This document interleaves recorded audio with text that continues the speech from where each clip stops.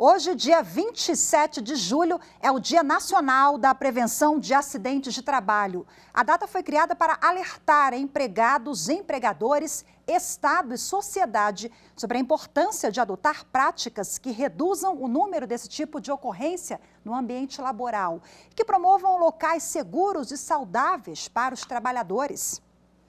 Segundo a OIT, a Organização Internacional do Trabalho, o Brasil é o segundo país no ranking de acidentes fatais no ambiente de trabalho, o que mostra a importância de ações que coloquem esse tema como protagonista nas discussões sobre melhorias nas empresas. De 2012 a 2020, mais de 21 mil trabalhadores morreram em decorrência de acidentes de trabalho. A taxa de mortalidade é de 6 óbitos a cada 100 mil vínculos de emprego no mercado formal. No ranking do G20, países com as maiores economias do mundo, o Brasil aparece em segundo lugar, atrás apenas do México.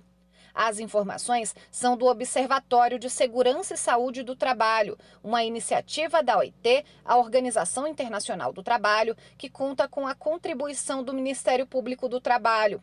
Os dados ajudam no planejamento e execução de ações públicas para prevenir e reduzir acidentes no ambiente laboral. O número de acidentes de trabalho graves notificados cresceu cerca de 40% em 2020, em relação a 2019. Passou de 94 mil para 132 mil. No ano passado, foram registrados mais de 5,5 milhões de casos de pessoas com doenças laborais.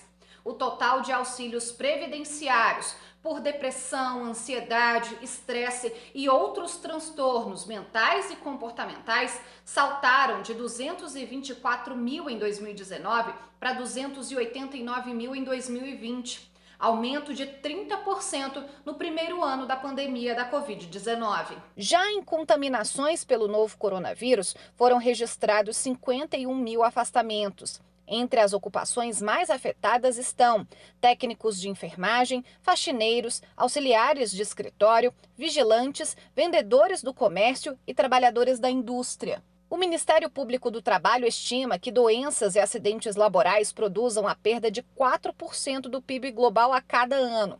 No caso do Brasil, esse percentual corresponde a aproximadamente 300 bilhões de reais, considerando o PIB de 2020. Os custos econômicos dessas doenças e acidentes se refletem em gastos do sistema de saúde, seguridade social e perda da produtividade. A gente continua nesse assunto agora, conversando ao vivo pela internet com o especialista em direito trabalhista, Dr. Ricardo Basile. Olá, seja bem-vindo, Dr. Ricardo. Boa tarde. Olá, muito obrigado. Boa tarde a todos. Bom, a reportagem revela que nós estamos ali no topo do ranking, né? Somos o segundo país com o número de registros de acidentes de trabalho. Quer dizer, uma estatística lamentável para o país. A que o senhor atribui esses números e o que configura acidente de trabalho para quem nos acompanha agora poder entender o conceito? Bom, veja bem, eu entendo que o Brasil, ele desponta nesse ranking, sobretudo por ausências de campanhas publicitárias, obviamente esclarecendo para o cidadão comum, tanto empregado quanto empregador, os cuidados que tais devem ter para evitar os acidentes de trabalho. E eu entendo também que a pouca fiscalização, sobretudo nas empresas, nas indústrias, que possuem riscos maiores de ocorrerem esses acidentes, deveriam ser um pouco mais enfáticos, deveriam ocorrer num volume muito maior do que as que ocorrem hoje. Então, esses dois fatores eu tenho certeza que são os principais causadores para esse número crescente de acidentes de trabalho no Brasil. Com relação a acidente de trabalho, bom, o nome já diz, um acidente ocorrido no local de trabalho ou que possua alguma relação com o trabalho. Porque existe o acidente propriamente dito, aquele que pode causar uma lesão corporal visível, né? Incluindo a lesão estética, amputamento de membro ou até mesmo, infelizmente, a morte. Mas também existem outras lesões que não são vistas a olhos nus, são, por exemplo, a tão conhecida LER-DORT, lesão por esforço repetitivo, ou seja, aí nós chamamos de doença ocupacional. Essa doença ocupacional, ela também é considerada pela Lei 8.213 da Previdência Social como um acidente de trabalho. Então, nós dividimos aí em duas formas de acidente, o propriamente dito e as lesões causadas pelo exercício contínuo de determinado labor, de determinado trabalho. Doutor Ricardo, houve um aumento de 40% em 2020 de casos que envolvam acidente de trabalho, mas as pessoas estão em casa, em grande maioria, trabalhando em home office, à distância. Ainda assim, configura sim acidente de trabalho, é algo que a gente precisa esclarecer. Muitos trabalhadores não sabem, mas o senhor citou agora, o senhor citou a LER, por exemplo, que é uma doença que tem se intensificado aí com as pessoas em casa, às vezes criam um ambiente de trabalho ali sem muita estrutura, sentam de forma inadequada, usam o computador também de uma forma que não deveria, não é a correta, né? Faz um puxadinho ali para poder adaptar e daí esse número crescente? Sim, na verdade, claro, com certeza.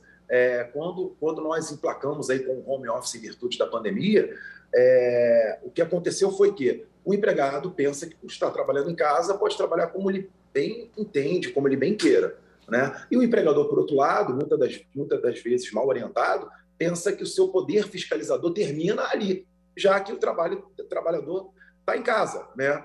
Quando, na verdade, não. Né?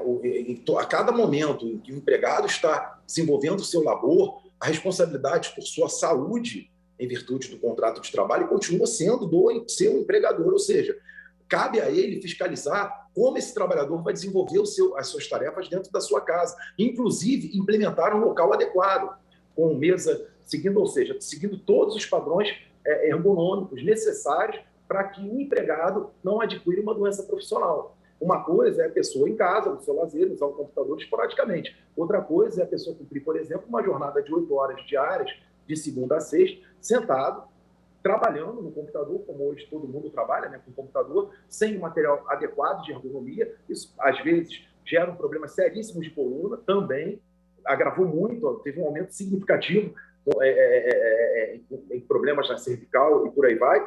E o mais importante de todos, claro, continuamos aí dizendo a famosa LER-DORT, a lesão por esforço repetitivo. Ou seja, cabe ao empregador zelar pelo bom desempenho seguro do trabalho do seu empregado, mesmo que esse esteja fazendo de casa, no chamado home office, que para o direito nós chamamos de teletrabalho.